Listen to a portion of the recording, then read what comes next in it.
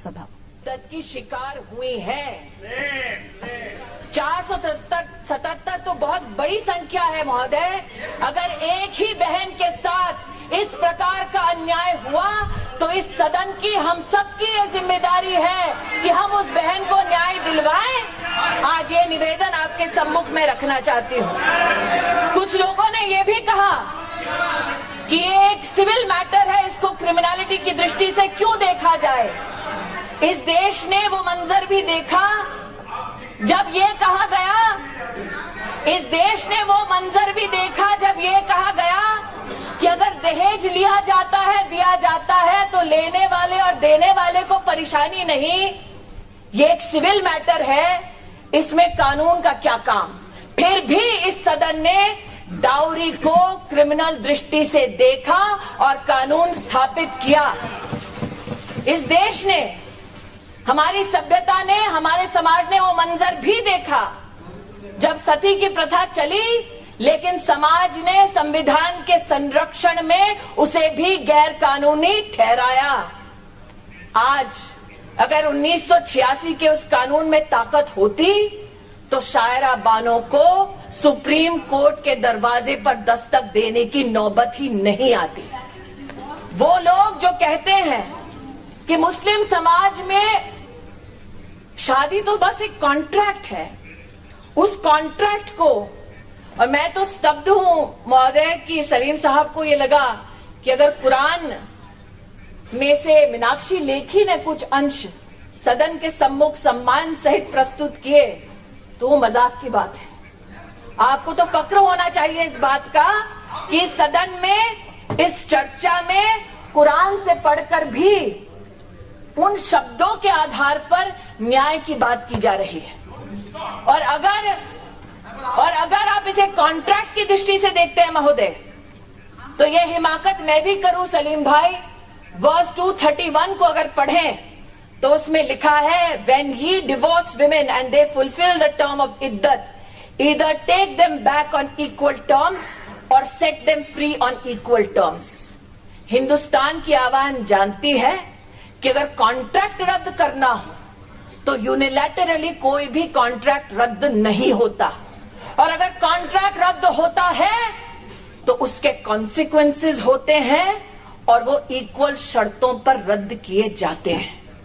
आज वो लोग जो इस दृष्टि से इस चर्चा में भाग ले रहे हैं कि इसको क्रिमिनलिटी की नजर से क्यों देखा जाए, उनसे मेरा विनम्र निवेदन है कि अगर इस्लामिक जूरिस्प्रूडेंस का इतिहास देखा जाए तो दूसरे खलीफ के सामने पहली बार ऐसा केस आया जब पूछा गया एक व्यक्ति से कि आपने क्या इस प्रकार से तलाक दिया है, और जब व्यक्ति ने स्वीकारा तो उस वक्त दूसरे खलीफ के उस वक्त उनको 40 कोड़ों की सजा सुनाई गई। इसका मतलब इस्लामिक जूरिस्प्रूडेंस का इतिहास भी ये बतलाता है कि तलाक़े बिद्दत एक क्रिमिनल एक्ट है अगेंस्ट अ वुमन। आज ये सदन इस बात का फक्र कर सकता है कि सुप्रीम कोर्ट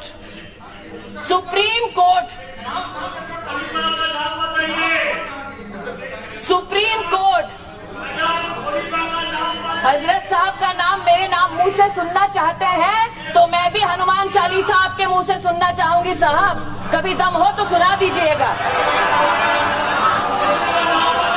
मैं इतना कहना चाहती हूँ, वो लोग जो इस बात का प्रश्न चिन्ह लगाते हैं, what happened to due process of law, let them read that a magistrate will ensure due process and reasonable process of law।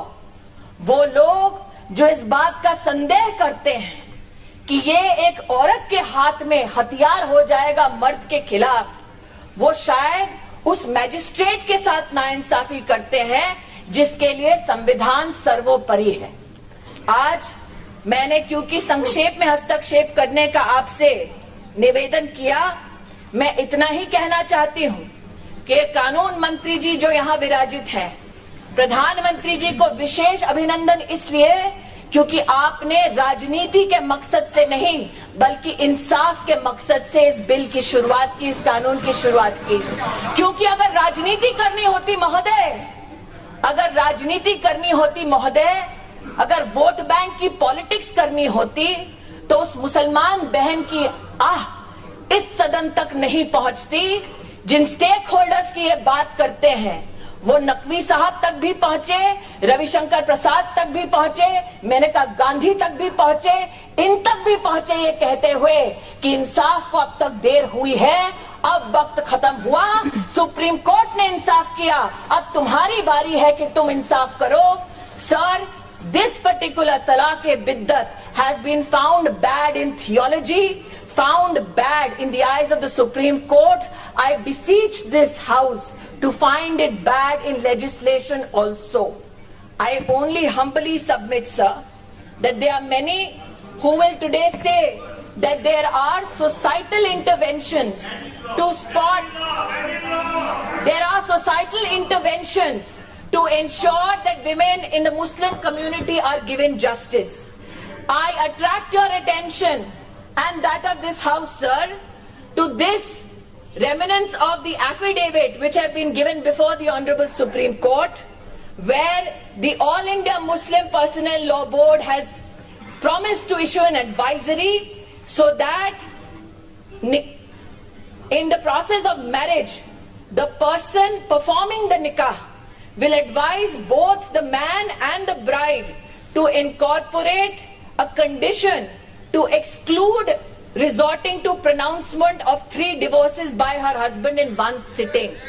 Sir, the fact that the All India Muslim Personal Law Board has spoken and yet 477 cases have been found in the country is reason enough for us to expedite this deliberation and finally give justice to Muslim women.